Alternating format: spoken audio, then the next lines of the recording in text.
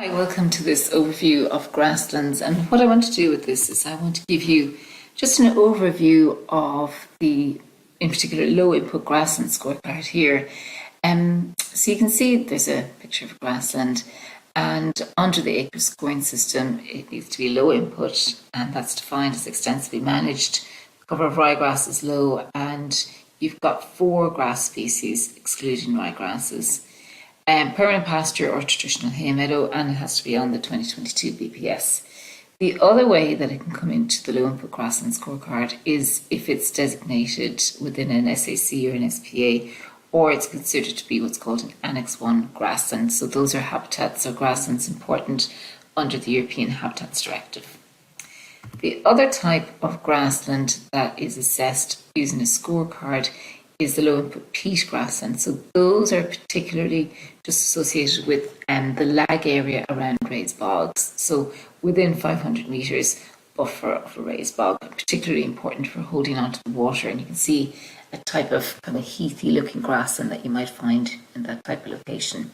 So we're going to concentrate really on the low input grassland scorecard. And when you're looking at grassland, the first thing you're going to do is to look at how you're going to assess it, and you're going to assess it using your W walk through the field. And the W walk is important just to get a flavour and understanding of what the field looks like, looking at the different types of microhabitats or kind of variations in the field. And you can see the blue line, kind of the extent of survey area where you're looking, where you're judging what's happening in the field. It's a little bit back from the field margins because you don't want to get close to them. They're very different than the main body of the field in many cases. You want to tick how many positive and negative indicators that you see that are present, and you also want to assess cover. So when you're looking, how often do you see plants that are positive indicators at your feet as you're walking along? So let's have a look at that in terms of what you might see on the ground and what type of management has caused that to be there in the first place. So here you can see quite a grassy looking field, and this field is mown for silage. There would be an input of inorganic fertiliser up to about 40 kilograms of nitrogen per hectare per year. That's been happening for quite a while on this particular field. Once the silage is taken off, it's given a little bit of time to recover, and there's aftermath grazing. And when you walk through this field, it does hit the fact that there are 4 other grass species other than perennial ryegrass, so your low input grassland scorecard could apply. So it's extensively managed with low input of chemical and organic fertilisers, so below 40 kilograms of nitrogen per hectare to year. Cover ryegrass is low and for the grass species, so it hits those criteria. You can see, however, though, that when you apply up to the limit that's permissible, 40 kilograms per hectare per year, you are reducing down the amount of positive indicators that are present. So in this particular field, there would only be 2 that are really present: common sorrel and some sedges that are hanging on. And when you look at, what's that going to do to your score? So A1 in the scorecard is species richness. You're really in the low 0 to 4 species or 4 indicator species that are present. So you're getting no marks for that. The cover, you're walking through that, you're looking down at your feet, and you're walking across most of the field there without encountering any positive indicators. And you can see that in the picture in front of you. So that's also going to get you 0. And the other thing you need to think about is the cover of agriculturally favoured species. So species that are favoured if there's nutrients put into the system. And here, the debate might be between low and medium. Is there a lot of ryegrass through that field, or is there small clumps of ryegrass through the field? There's no other docks or thistles or anything like that, so that would be the main one. So if that was in the scoring system, in section A, which is your ecological integrity, that scoring is 0 or a -10, depending on what the cover of agriculturally favoured species is. So again, the scoring system is there. It relies on positive indicators to tell us the story of the grassland. And the story of this grassland is that it's productive in terms of forage that's been put out. But adding in the inorganic nutrients has knocked out some of those plant species that are listed as positive indicators, and there's only 2 hanging in there.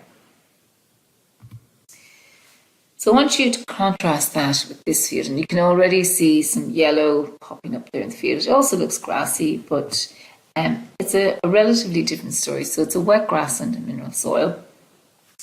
It gets closed off for silage or hay if the year is good in April, mowed after the 1st of July. This used to be in gloss. No inorganic fertiliser is applied to this field. And then there is aftermath grazing, no supplementary feeding. There's no supplementary feeding in the previous field as well. This particular field is actually enrolled in the new Acres CP, so it will be scored as part of that. And again, just to show you, you're going to be walking your W, and there's your W, and there's your footprints through. So as you walk the W through this, you're looking down and you're trying to see, well, what's at my feet? This one here, it's not quite visible from that other one that I showed you, that other picture I showed you, but there are slight variations in the field. So again, it's just important to walk through to capture the variation. There are some wetter bits and bits that are more sort of hay-like or silage kind of field looking. So a couple of the species that you might look down at your feet and see, you'll see cat's ear and bugle.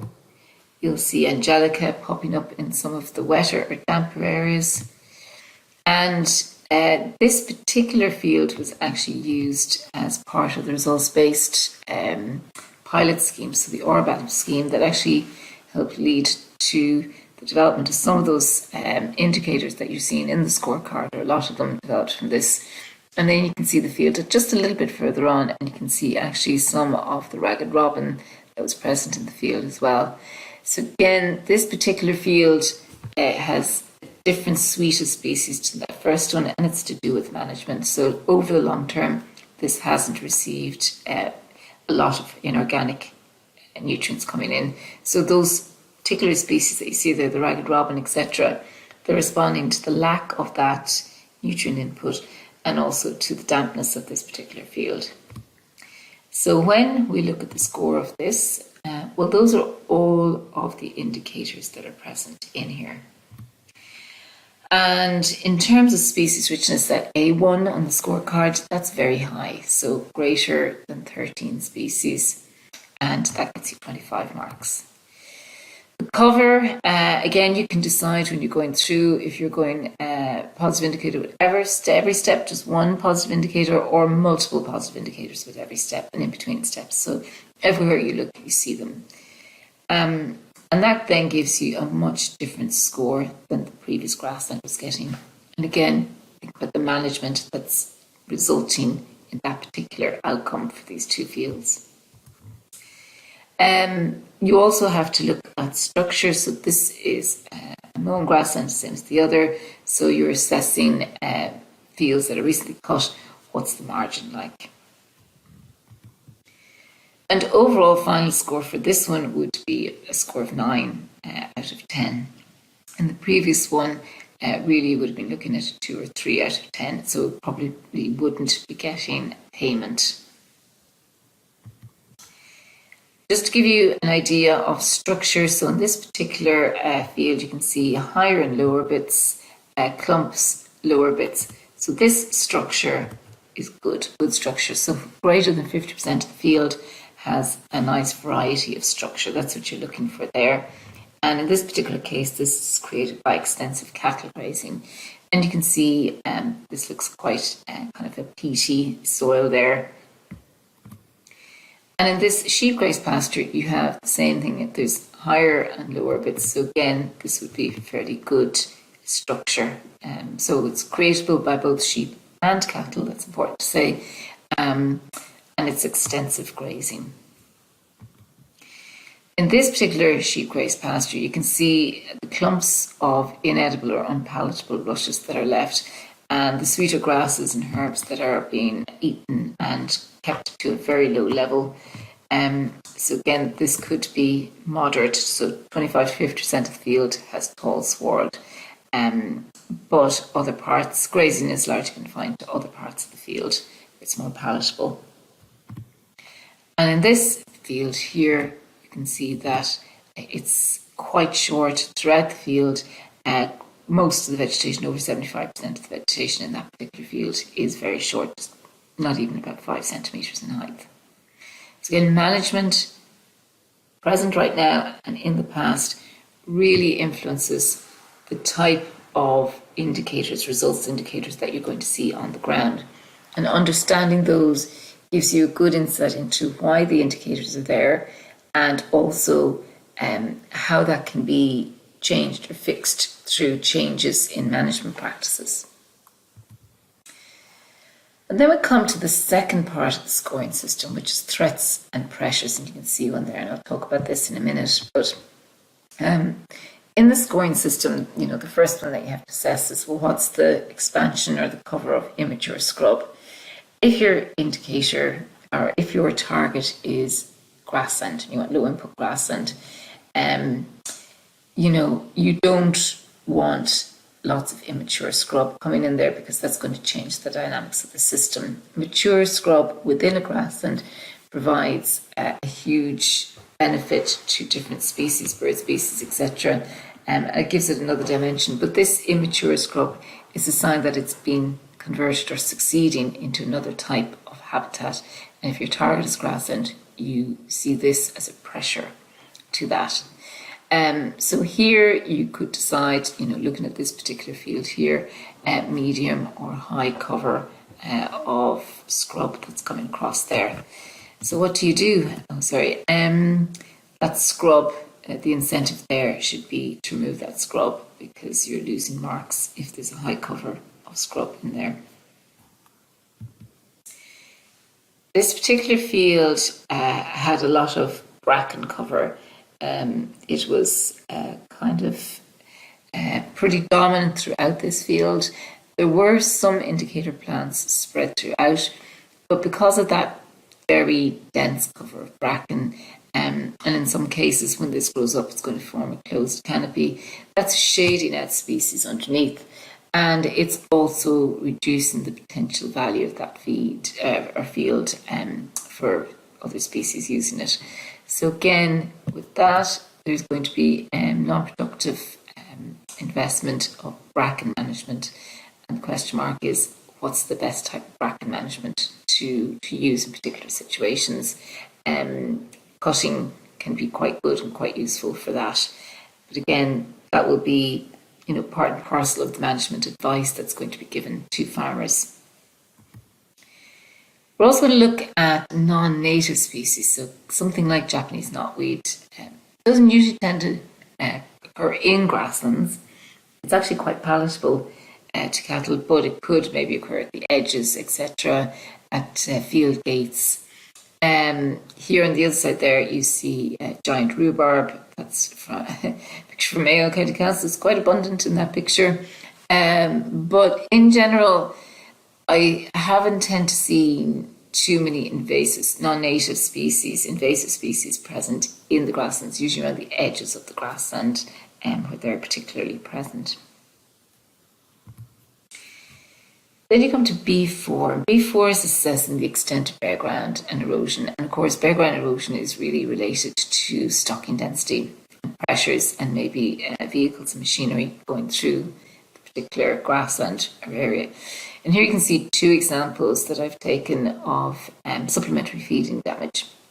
So supplementary feeding, the cattle, the sheep, they're congregating around these areas. These haven't been moved, and they are then resulting in bare ground and erosion. And you can see, for medium there, bare soil may extend a short distance beyond the main feed site or water points. And you can see in both of those, it's possibly not that. It's extending out pretty significantly from the main feed sites.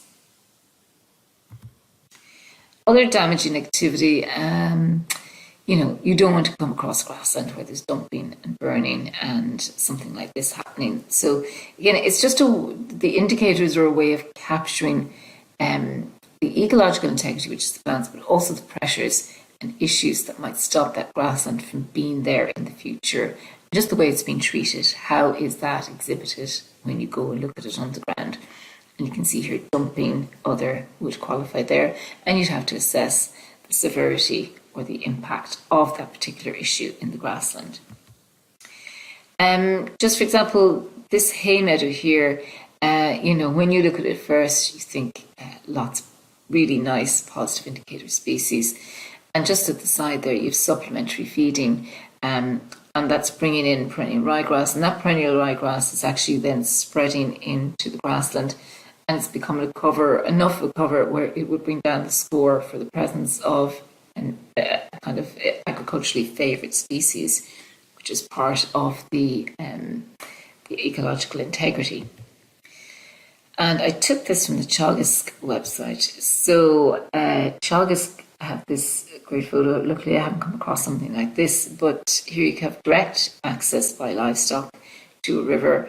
And that B6 was the level of risk to natural water bodies. And you would see here, using your source path or receptor, your source, there's going to be a lot of sediment there. Your pathway is through that field margin and into the river, which is your receptor.